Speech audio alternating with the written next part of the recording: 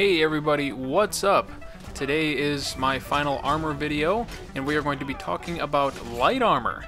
Whereas medium armor is all about increasing your stamina and damage for stamina abilities, and heavy armor is all about keeping you alive, light armor is all about giving you more magicka, more ways to absorb spells and deal spell damage, and it looks pretty cool too.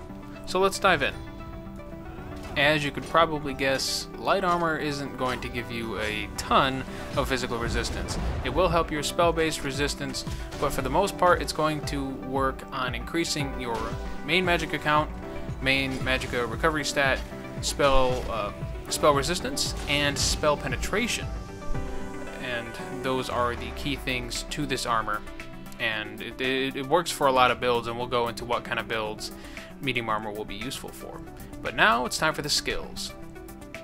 Like all other armors, you have one active skill and one passive, and the first active skill is called Annulment. In this, surround yourself with a bunch of magic negation to absorb up to X amount of spell damage over 20 seconds. Now the first morph has you increasing that shield strength based on the number of light items that you equip, and then the second morph is you absorb magicka and get magicka back based on the number of light armor items equipped. Now the first morph would be useful if you wanted to become like more of a tanky wizard, being able to absorb a lot more damage. However, on the other side of things, because of the hefty cost of the spell itself and your other spells, I would go with the harness magicka morph, which gives you X amount of magicka plus 3% for each piece of light armor equipped when you get hit with spell damage. Your first passive is called Evocation, and it reduces the magicka cost of spells by up to 3% per piece of light armor equipped, and I would max this out for sure. This is going to really reduce the amount of magicka that you consume when you cast your spells. The second passive that you're going to want to pick up and max out is called Recovery, and this increases your magicka regeneration by 4% per piece of light armor, coming up to, what, 24% when you have all pieces of light armor equipped? Oh yeah, tons of recovery. Just so that you can really be blowing people away with all of the magicka you're getting back.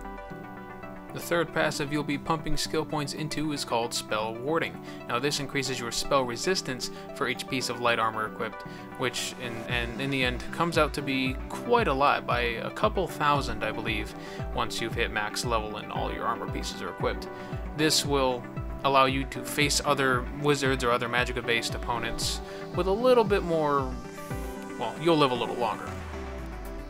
And of course you will want to max this one out as well. So far we've had passive skills that increase your magicka, magicka recovery, and defense. But what's next? Next we have some spell critical, and this increases your spell critical rating by over 2,000 with 5 or more pieces of light armor equipped. This is the thing, if you're going to max out only one thing in the light armor tree, max this one out, just because of the, like, I think over like 10% amount of critical chance you get for your spells because of this one passive. It's totally, completely 100% worth it. Get it, abuse it, love it. Now, I could have been a little off when I said 10% extra critical chance. It might be more like 5%, but still, that's really awesome in my book. Anything that increases your crit chance like that, oh yeah, definitely love it. The next and final passive you get is called Concentration, and it's got 2 points, and you're going to want to max it out because it increases your spell penetration against enemies' armor, which means you're burning through like anywhere from 5 to 20% maybe in total of their armor, depending on how much this gives you with being maxed out and all. So I would definitely pick that up, because you'll just hit even harder on top of the potential crits, on top of anything else, you know, all of the magicka you have, all of that extra damage. It is really quite good. So now that you know what the skills give you and everything, it kind of goes without saying that light armor here is perfect for any sorcerer or magicka type character, whether you've built yourself as a Nightblade that uses magicka, and I know a lot of you do, especially those of you who are vampiric Nightblades and love to go invisible all the time when I'm trying to kill them and they just run away. But that said, no, yeah, wizards, magicka builds of any kind are, you do so much more damage with all of that extra magicka and all of that extra recovery It just allows for consistent high damage.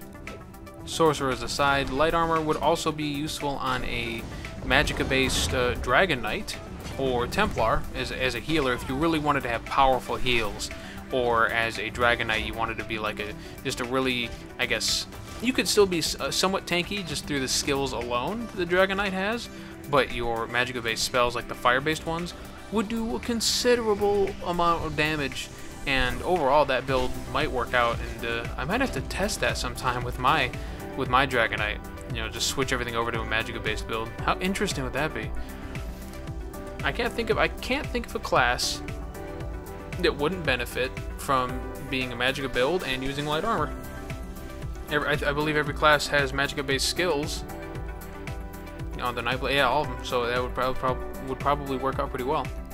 Just remember, while you're wearing light armor, you will be very susceptible to heavy damage via physical attacks. So keep that in mind. Try to find a build that gives you either some way of healing or physical defense via shields or just more physical defense.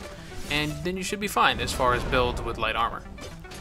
Now, I would have had this video up about a day earlier, but my old laptop crapped out. So this is my first video on my new laptop, and I really hope you guys enjoyed it. If you did, please give it a like, and if you haven't subscribed yet, feel free to subscribe for more Elder Scrolls content and Let's Plays and some vlogs here and there. And I hope you all have an excellent night. My next few videos will be focusing on reviewing all of the other weapons, like one-handed shield, dual wield, bows, the staffs, as well as whether or not you should put points into the Fighters and Mages Guild skill lines, because I know a lot of people sometimes do and sometimes don't, and it can be, the ultimates can be fun to work towards as well. And that's something I'm working towards in the Fighting Guild, that ultimate. Oh man, it's so good. But yep, we'll discuss all that another time. I'm heading in game, and I'll catch you guys later.